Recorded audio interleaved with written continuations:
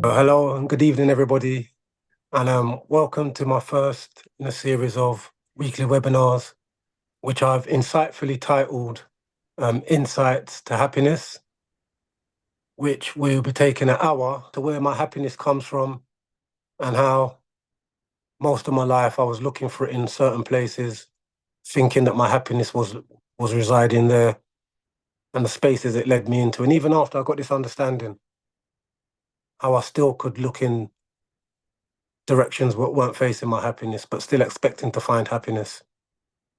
So that's just a little breakdown of what I'll be talking about in these weekly webinars. And the first week, I don't know what I'm going to talk about. I'll just talk about probably why I'm here, why I decided to do this, why I'm nervous now, and I was the one that decided to do it, and why I know that at the end of it, I'm just going to feel amazing. Because it's the same thing where I thought my happiness lay. I didn't think I could ever do anything like this. And even though I feel a bit nervous and a bit constricted now, I know that at the end I'll be feeling amazing. So how can I not see my happiness lies in me doing this before I come on? Maybe because all the thinking that I have about myself, maybe that old thinking that I have about myself and who I think I was, and maybe a little bit to do with who I think I still am.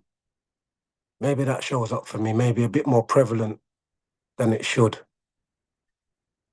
And when that happens, then I know I can get nervous, I can reverse, run away in the opposite direction to my happiness. Because like this meeting here, if I would have thought of 4 or 5 different excuses already as to why I wouldn't turn up today. But none of them could supersede that deep feeling in me that I knew I was gonna have a good time this evening. And I knew I'll be able to just share from my insights as to where my happiness comes from and where I find it and how I got lost in such a blinding way. And it starts again with me talking a little bit about where I used to find my happiness and where I thought I used to find it. And like when I was little growing up, I always looked outside of myself for where people looked happy or where the happiness lay, and then tried to emulate them or copy them to look for their happy, to try and replicate that happiness in myself. But that was something that wasn't sustainable and it was only temporary because it took me 30, 40 years to discover that that was something that I'd made up for myself. And it was an uncomfortable lie. It wasn't a comfortable lie. It wasn't like I was living a life of comfort, looking for that fake intellectual happiness that I thought I needed.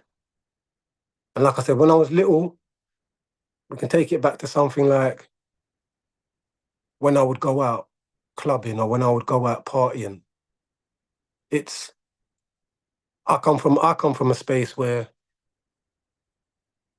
it's always been a bit edgy. When you go out, every time I used to go out, there would be the chance that something could happen or an incident could kick off. And maybe I might lose my life, or maybe one of my friends might lose their life, or maybe somebody else might lose their life. But because everybody else seemed to be going out, and when you go out, you look like you're having fun, I told myself that those feelings that I was feeling, they weren't real. I should just man up and be like everybody else. But if the truth be told, I hated going out. I hated going out because I was too busy watching everybody's face, watching everyone's expression, because I didn't want to be that person. But I told myself, you have to be sociable. If you're going out, that means you're normal, it means you're regular. So I continued that to this day, looking into spaces where I think my happiness lies. I think being with people and being in a crowd. But when I look back to when I was little, it was all about being accepted. And if there was a group over there and I was by myself, I wanted to be over there just for the acceptance, whether it was good for me or not. And then when I get there, I try to make the square peg fit the round hole. And that can be really uncomfortable. That can be really uncomfortable. Even as much as this is so weird that when I was doing what I was doing and I was in my criminal lifestyle and I was selling drugs, and I used to find a little thrill in getting away from the police and tricking the police and staying up late at night doing things. And I actually told myself, this is where my happiness lies. This is where it lies in doing all the intricate work. And so I'm definitely a criminal. I was born to be a criminal.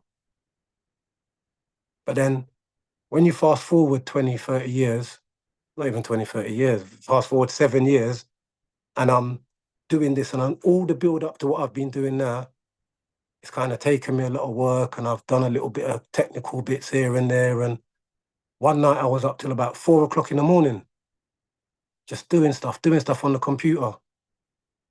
And I had that same feeling of, this is where my happiness lies. Doesn't matter what time it was, I was up and I was doing something. I was working from Insight,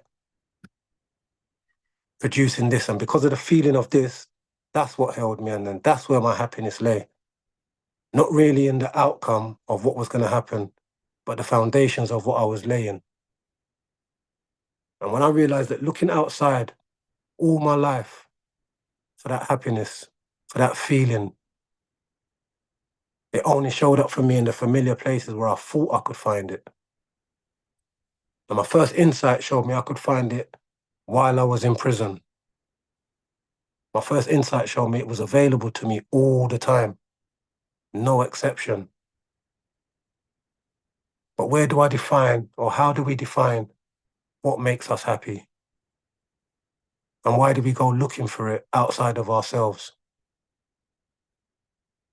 We have this thing what I call it's like a natural confidence, an innate confidence, that confidence we have when we're little babies, that we can do anything, that we can be anything, with no thought on it. It's something that comes from inside of us. And when we follow that, it doesn't have to do with what we think we will find our fun and our happiness. Sometimes our happiness lies in sitting at home, writing. Because I've started writing lately as well, writing some chapters and doing something. And that again brings me happiness. Now, who thought that I could have started writing and reflecting on my life, that I thought nobody would have wanted to hear that story. Nobody wants to hear anything about that.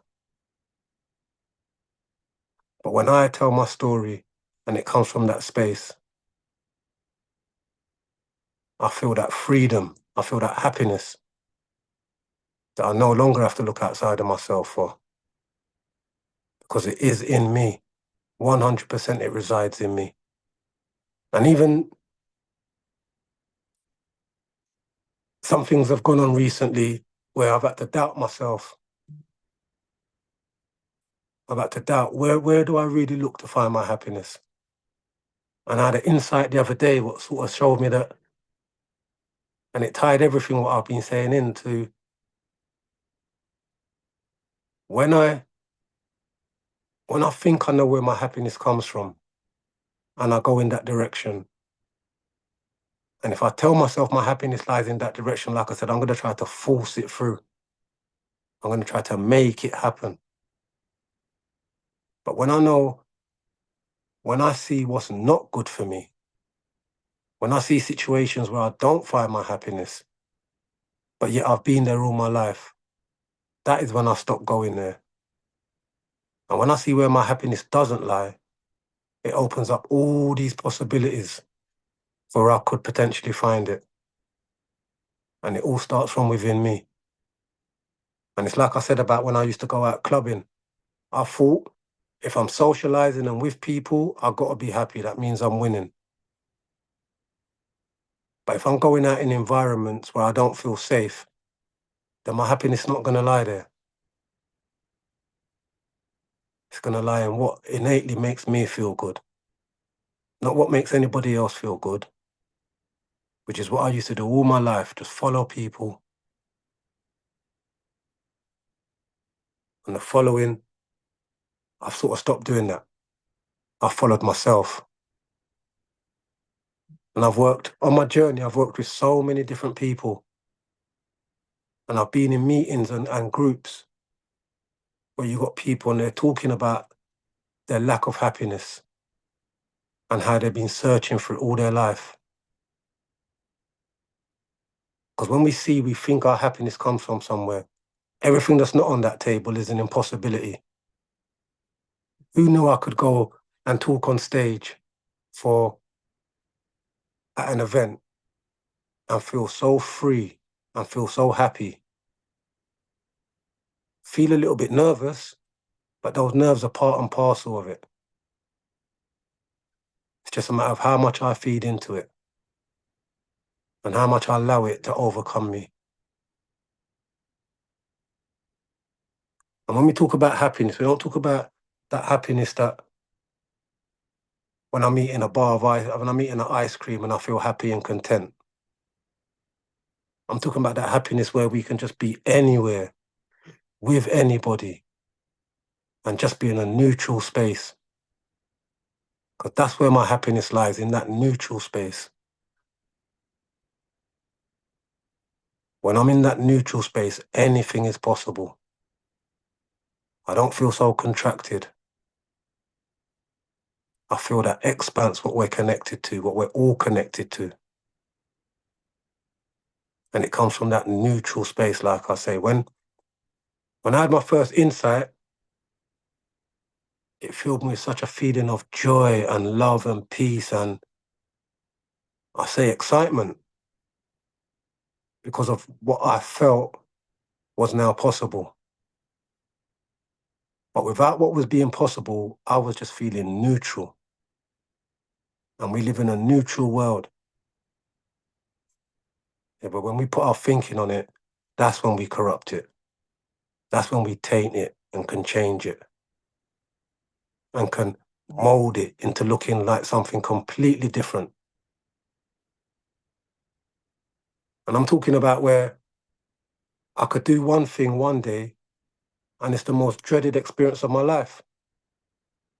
And then in the next moment or our next occasion, I'm doing it and it's the best thing ever. How is that? So it's never actually the event. It's always my thinking around it or the barriers that I put up around it. And to know I'm doing things now that I never ever thought possible. I never thought I could talk, tell my story. Nobody wants to hear my story. Or not even tell my story, just tell where I am at and what I've seen and how I can feel. And not just talk to people that look like me and sound like me. Because this is what I've seen in my big insight to happiness as well. When I restrict people that can provide that for me, people that can open up that space for me, I'm restricting myself. I'm only ever restricting myself. And that's all we ever do. I cannot restrict any of you, and none of you can restrict me. I only ever restrict myself on what makes me happy and what puts me in the flow. And it all stems from, like I said, that neutral space. Because if I've had a space and it's always been tight, constricted, like no movement, and then I can find something different in it, we can all find that. And we've all got our versions of where we find our happiness. Some of them might look the same. Some of them might sound the same. But we've all got our versions of why we're there and what we think we're doing there and how we have to maintain it. But like I said, because we live in this neutral world, if we can just maintain that neutrality, then all options are open. All options are open. And I found something in myself where not just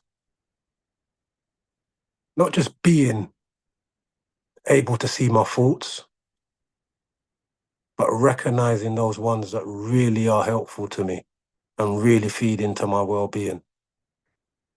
And we all know what they are for ourselves. And again, they'll all be different. But that's what this understanding has shown me again, the connected nature of us all, but yet the individual special nature of us all, the separate reality, our individualism, where we look into that to find our happiness. And we could think as many realities as they are, that's as many happinesses as they are. Where I find it is where I find it, and that rests within my heart. And those insights, what I have, my connection to that wisdom, what tunes me into that and guides me and steers me in the right direction. I don't know where that destination is. I just know it's a direction that I'm following. And I've been following it ever since I had my first insight. And sometimes it's scary. It can be really scary. Because what I'm basically saying is everywhere where I thought I found my happiness, I'm saying I've had to look in a different direction. So if I'm not looking in the direction of happiness, I'm looking in the direction of unknown, of not knowing what I'm going to find. But I know, like I said, from my first insight, I had a feeling what opened me up to being something way more than I ever thought I could be. To seeing things way more than I thought I could see. Speaking to people way more than I thought I could speak to people. And like I said, because I've got that inner or inside experience of who I really believe I am, that will always come to the fore. It will always try to hold me back. But that takes effort. That takes thinking. I have to build and buy back into that. But when I'm in some bad situations or situations where I might not deem as good, and I can be stressing over it,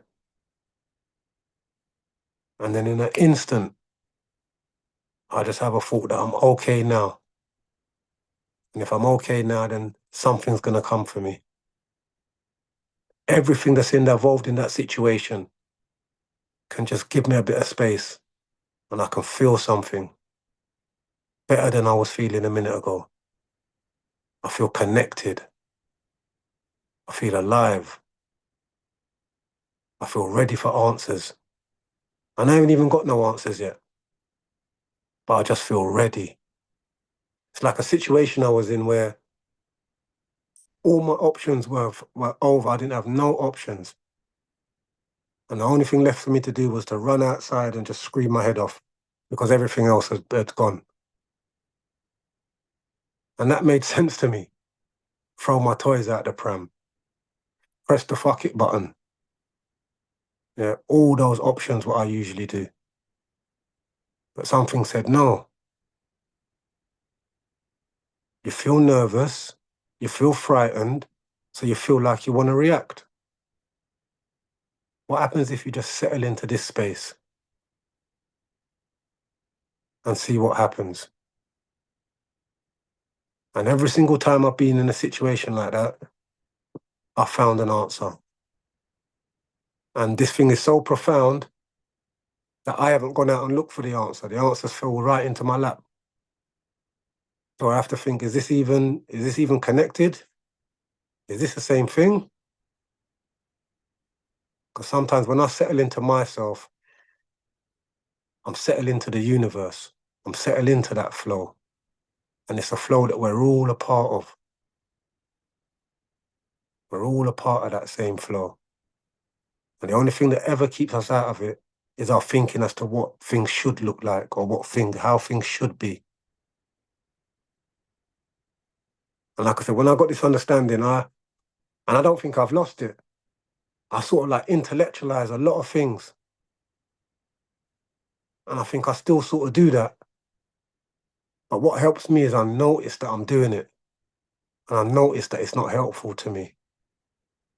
The data that it provides me, yeah, it can lead me in a different direction and it can lead me to a different assumption and a different conclusion. But this is how I know, because that is familiar. That's real familiar. And that familiar never really lead me anywhere before. What I'm exploring is the new, the brand new. So if I know my happiness definitely doesn't lie in me going out with mates and having a drink. Maybe maybe I thought my happiness lay in the sociable aspect of it. Because if I tell you, me growing up as a child, I always felt insecure. Always. I don't remember. My childhood was pretty. I used to get punished for doing anything wrong. So I took that same attitude outside with me. And if anyone looked at me the wrong way, I would like think, okay, they've seen the insecurity in me, so now they're going to take set on me. But what I see was, because I used to have this thing where if I'm walking on the street and somebody's looking, back in the day, we had this thing where if you look at somebody for too long, then that's an argument. But you have this thing where if you look at them and then you look away, then you're the weak one. And I used to have this thing in my head where if me and someone's eyes lock, something in the back of my head would just say, don't be the first one to look away. And that's me feeding into that insecurity that I don't want them to see the weakness in me. And that got me into a lot of trouble. And then I told myself, that's the sort of person I was. I don't back down. And that's the life I live. So then me actually going out with people and being wanted by people, actually being phoned up and say, yeah, let's go out.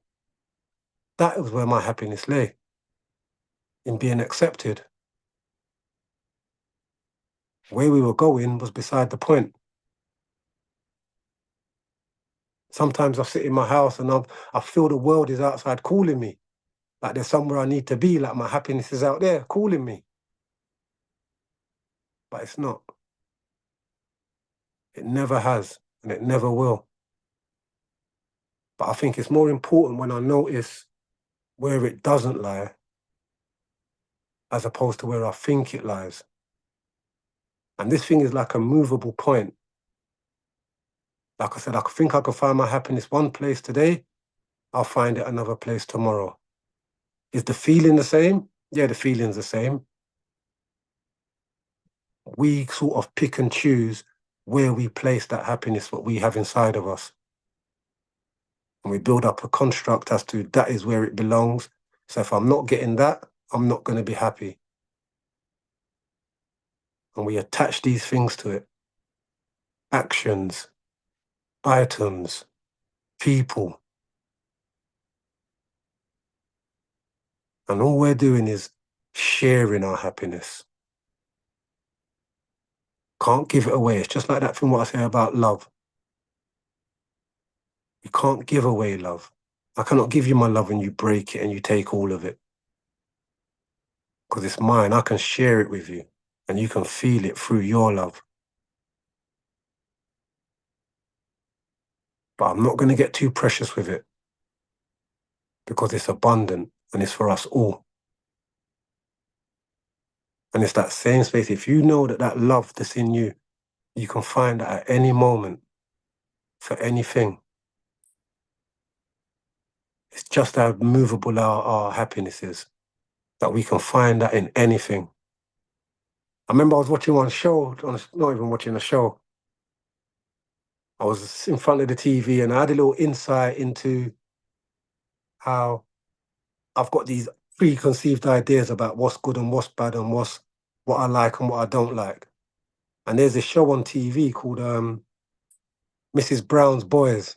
I don't know if you lot know it, but I hate the show. I've never really watched it, but I just hate because there's a man who plays a woman, and I just thought that's silly. That don't even make sense. So every time it comes on TV, I'll automatically just lift up, turn it over. I'm not even watching it, but I'll still turn it off, turn it over, because I don't even want to hear it. And I remember one day I was standing there and it came on, and I thought, oh yeah, I don't like this show. And I thought, but I've never even watched it. Leave it on. Half an hour of laughing my head off at that show because it is actually pretty funny. But because I had this preconceived idea that was just built. And as soon as I heard, yeah, Mrs. Brown Boys, it all flooded on me, and I was just ready to turn it off because I realized there's nothing in that show for me from what I had assumed.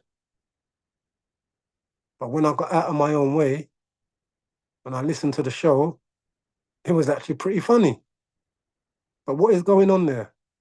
Was that one episode funny? Or was it just me having preconceived ideas about where I found my happiness? And if that be said, then you might as well just run Cheers for the rest of your life. Because that was my show when I was growing up, Cheers. And that show was super funny. But we can't just sit down and watch Cheers all our life. We have to be open up to see where our happiness lies outside of that. Or because I watched Cheers and I found it funny, I only watch sitcoms with bars in it.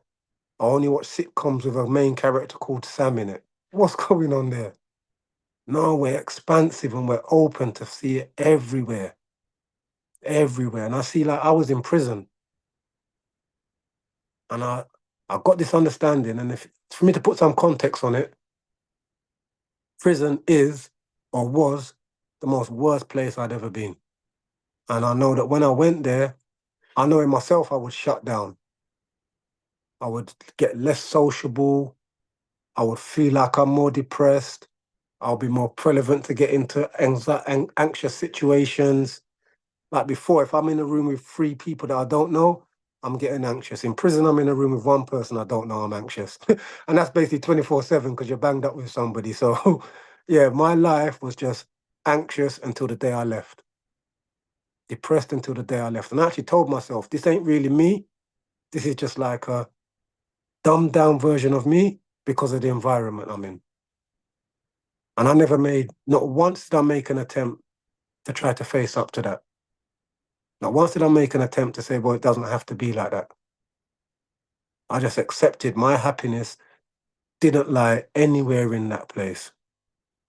And it was even a point where I would see some people, they'll come out in the morning, they're laughing and joking with their friends. I'll be like, all right, cool. I see them in the afternoon, they're laughing and joking with their friends. In the evening, they're laughing and joking. I say, what's wrong with these people? What's wrong with them? They must really love it here. Because I can't find that level of happiness. I can have a little joke here and there, but then as soon as it comes back in where I am, that's it. Depression stations. But I got this understanding, and somehow the words come out of my mouth that I feel freer now than I've ever felt before. I don't know how them words managed to come out of my mouth, and through one thought, one insight, and I'd done years of prison, years of hammering home that this place, there's nothing in there for me. But when I found outside doesn't tell you nothing about me, I can regulate my own feelings from within me. And it's not even a choice I'm trying to regulate it. I try to settle. When I settle and my mind settles and things what I told myself were true might not be true. Like me being in prison didn't necessarily mean I was a scum of the earth. Didn't necessarily mean I had to hide away for the rest of my life. Prison actually meant I could go somewhere, slow down enough to see a gap in my thinking and take that opportunity.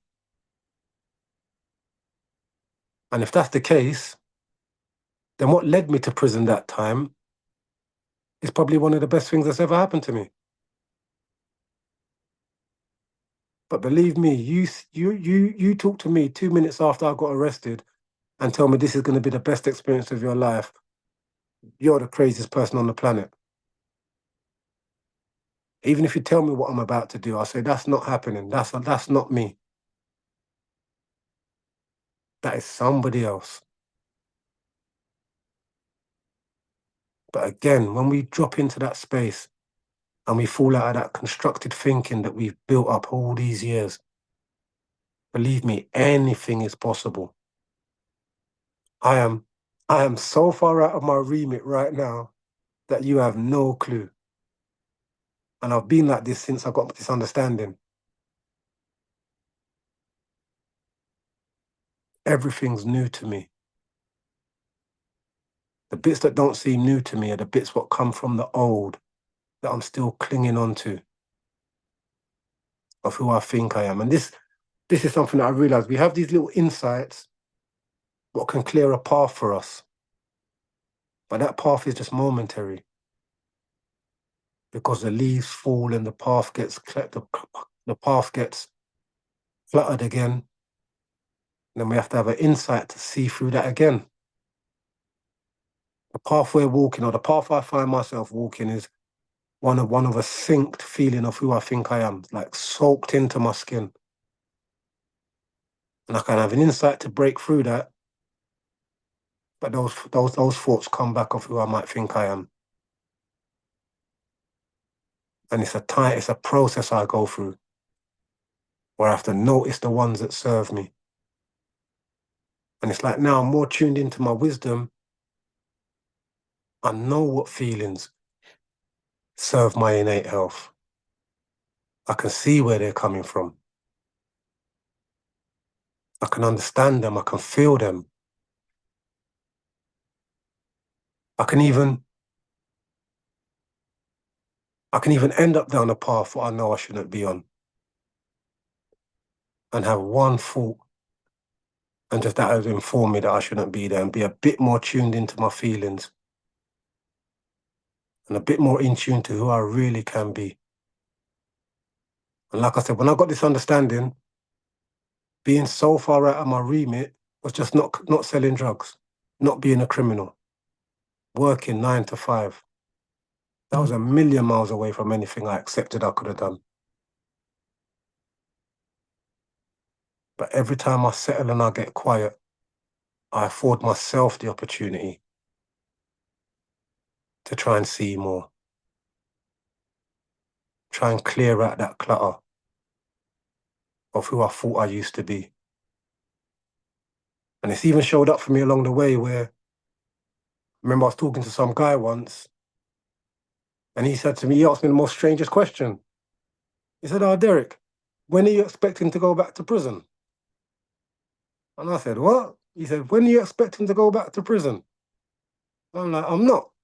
And he's like, "Oh, well, you act like you're still expecting to go back to prison." And I'm like, "What do you mean?" He said, "Yeah, you still sort of think that you've got that prisoner mentality on you where everybody's looking at you like that, and in any minute you're about to go back to prison." And I was like, "Don't be so sick." Yeah, no, it's true. The thinking that I've got about who I am can be so fragile where anything can happen and I'm already thinking fingers are pointing at me. People are looking at me. People are talking about me. And the only person looking, pointing, and talking is probably me. Because I still got little remnants of who I think I used to be. And I know it's a journey, insight by insight. I know I'm not going to have the one insight just that's going to let me live a life of joy for the rest of my life. That's impossible. That's where I was searching when I first got this understanding. I thought I'd found the answer to life. I was going to be happy for the rest of my life. What I've truly understood over this past course of this journey is that shit still happens, stuff still goes on, but it's how we look at it that can change. How we experience it can change. But we have to make that choice. When I commit to feeling one way about something all the time, that's how it's going to be. When I commit myself to being open and to seeing what really makes my heart sing. Where do I come alive? How do I come alive? Look in that direction. And I can tell you the 30 odd years when I was committing crime, I can tell you the few times where I was really alive. And it had nothing to do with anything I was doing. It's more to do with my family and more to do with going to a beach or more to do with having fun. The aspects of my life where I thought I found happiness, most of them was in the wrong places. Even when I talk about relationships with the opposite sex, I thought I found my happiness there. But again, it just comes back down to me being wanted. And the level I was on, it wasn't even me that was being wanted. It was the image that I thought I had to produce that was being wanted. But that was good enough for me because I was producing that image. But again, that image was so far away from my happiness and my truth. Because that's where our happiness lies, in our truth. My happiness doesn't lie in anybody else's truth. And when I can get a connection with my truth, get a connection with me, I feel that. Different from that constructed feeling, that constructed happiness, that constructed love, that constructed confidence. That all it takes is a little pick hammer and it's shattered. That truth what I'm talking about can't be shattered. Because it is us. It can be clouded, it can be muddied, but all it takes is a little wipe of a cloth and your truth is beaming back at you again. And that's where the bravery comes in.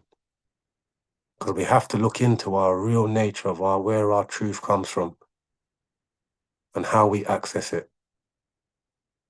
And it's always a bit lower, it's always a bit deeper than that thinking that we've got going on. And we have to challenge that thinking, look into it, study it, see what feelings are coming from it. And if we do that and it makes our hearts sing,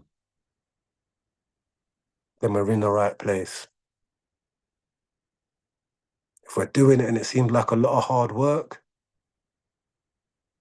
and a lot of boxes to tick, then we're probably looking in the wrong place. But it's having that acceptance to know that something I was doing for 20, 30 years might not be furnishing my happiness. That doesn't say anything about me. I don't say I've been wrong for 20 years and I'm an idiot and I've been doing it. It just means I'm acceptance to be open to it now. And each layer that revealed is revealed in this moment, in this time, never before this time. And it only lasts for as long as it lasts. Sometimes before we need to see something new.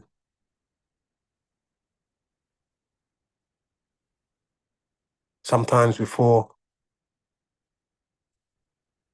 we have an understanding of how profound it is that what it is that we've just seen. And when we see, we have to follow. We can see it and feel it and say, oh, that was nice. Oh, yeah, I wonder when that's going to come back again. But we can follow it up. And we can really look into it. And it's not to say we can find happiness absolutely everywhere. But that happiness, what is in us all the time. We have access to it all the time. Regardless of who we are, where we are, of what we've done. And I've even seen that sometimes we get this understanding and we get a glimpse of our true nature just for a minute. Just for an earthly minute. That earthly minute can seem like a lifetime to somebody. And maybe that's all they needed.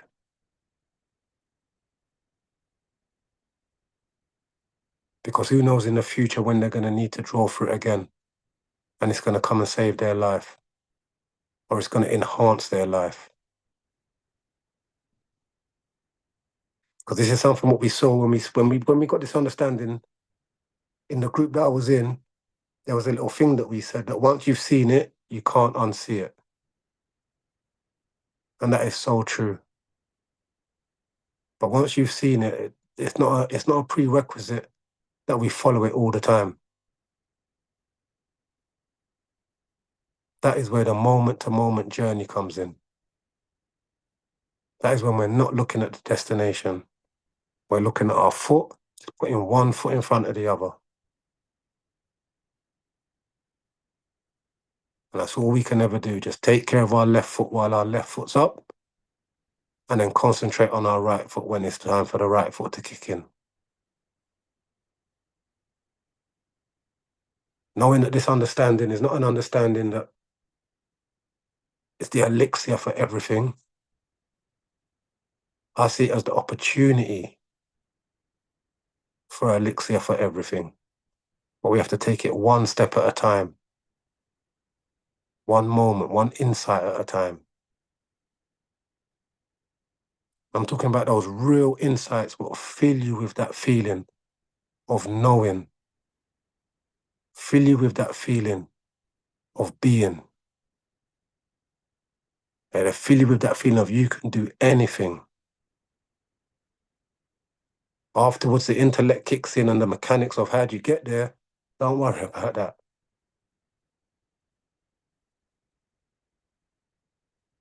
In the insight, we see our abilities. Yeah. We see the barriers that we have up against ourselves. We see them fall away. And we can feel our expanse. And if we know our expanse of our essence transcends this and goes into the cosmos, and we're connected with absolutely everything, that's how expansive our happiness is. When we think it's not, it's not. It only lays in a certain places where I've placed it. But when we take those rules off, we're much bigger and mightier than that. And our happiness really does come from within us. And it emanates when we're in touch with it. It emanates out of us and resonates with others. And that's a process I do not know how that happens, but I've felt it and I've seen it. And I know that since I've got this understanding, I would really and truly have to say that I haven't seen anything more beautiful in my life. And it's still it's still revealing itself to me now. I don't know where I'm going to be. I don't know what I'm going to do. I just know when I share, I feel good. And when I share, I feel happy. In any environment, whether it be in prison as a prisoner, in prison as a facilitator, in work environments, in community workshop environments, just on the street, just sharing from that space in me, where I know anything and everything is possible.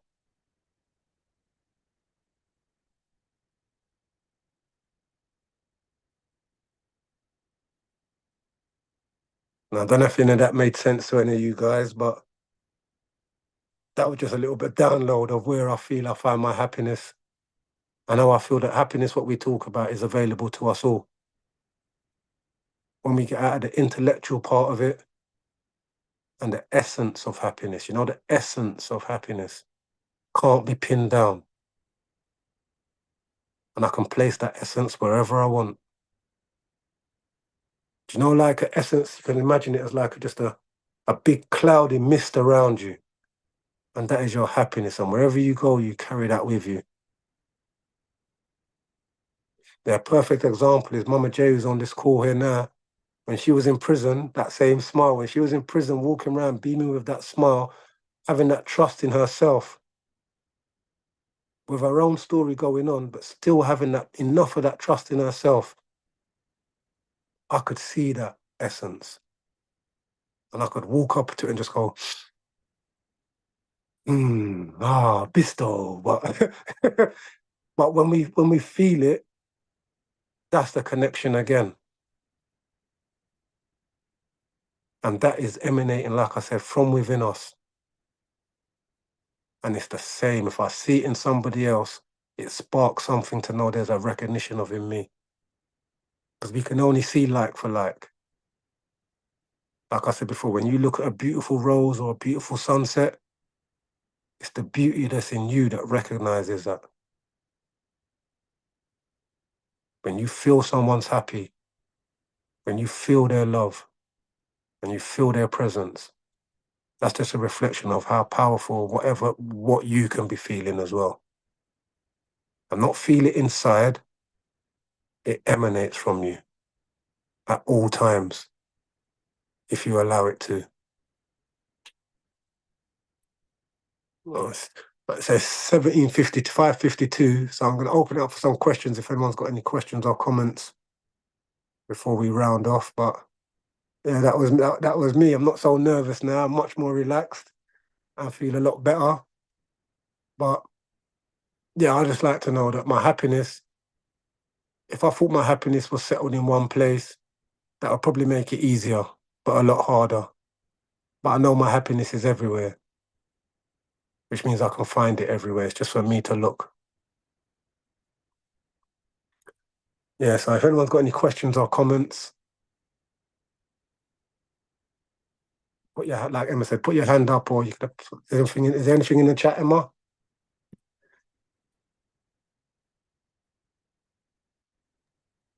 Just got Mama J, just to say that it was beautiful space, and thank you, Derek. Louise is also saying thank you, Derek. That was amazing. No, do you know, thank you guys, and just all this here is just another big part of my journey of something that I didn't think I would be able to do, and then through my journey, I've seen I've done this before, but I just didn't have the thinking that it was by myself, and there's no difference. There is no difference. There is no limitation to what we can do and what we can be, except for the thinking that we put on it. And I think this has highlighted to me as well, just really what I love doing and how I love showing up. And yeah, the more I do of that, the more I stay tuned into my happiness. And the more I stay tuned into my happiness, the more I can be guided by that wisdom, by that love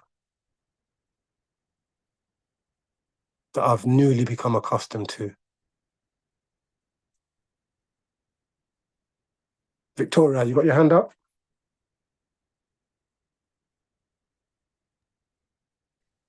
Yeah, hi everyone. It was so beautiful.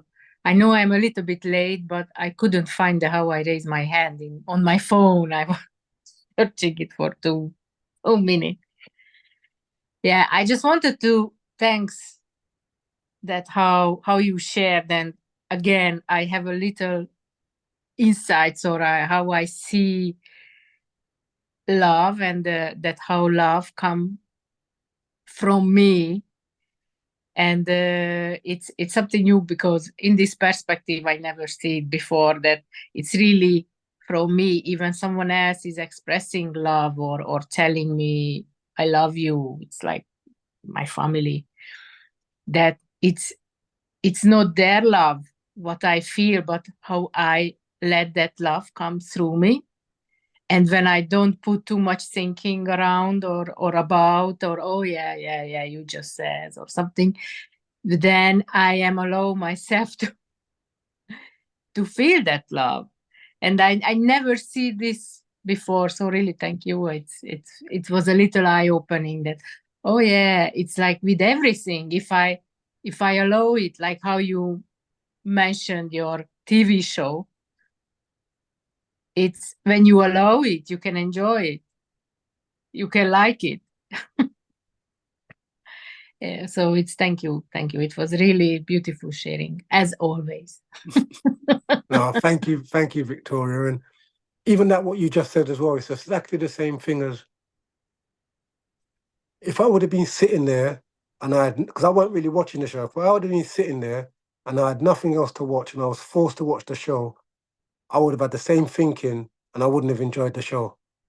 But it's when I wasn't even trying to enjoy the show, I was letting it just wash over me and say, okay, I'm in that neutral space. And it's from that neutral space I can accept. Maybe if I was lower down, I wouldn't have accepted. Maybe if I was higher up and thinking something else and got too much expectation on it, it wouldn't have showed up for me like that. But always just being neutral, to accepting what's coming our way, to resonate with where we are. And it even goes again to say the opposite side of that. When we see something that we don't like, or we see something, that's a recognition of how we can get down to that space as well. It's a recognition of exactly where we are. Like when they're walking, the opposite, or should I say, when I'm walking and I'm in a bad mood, I ain't seeing that pretty little rose that's growing out of the crack of the side of my house. Looks like a weed, just a weed. Get out of my, go away. But when I'm in that good space, I look and I see the most beautiful flower just blooming out of the side of a house. And I get insights into how we're just key survivalists, and how nature can just survive anywhere, in any circumstances or any conditions. Yeah, that's just a reflection of me. It's just a reflection of us. But when we see it, we can tune into it. When we tune into it, we feel it. And as we all know, when we feel it, we become it. And that is the merry dance that we play within ourselves. We have all the ingredients to mix it in and feel what we need to feel. No intellectual rules apply. The only rule is look for that neutral. In spaces where you only saw negative, look for that neutral. It is there within you. And when essence comes out of us, that situation then looks like how we feel. We should never make a situation look like we feel. Always the other way around. That's when we open ourselves up for situations changing with no effort.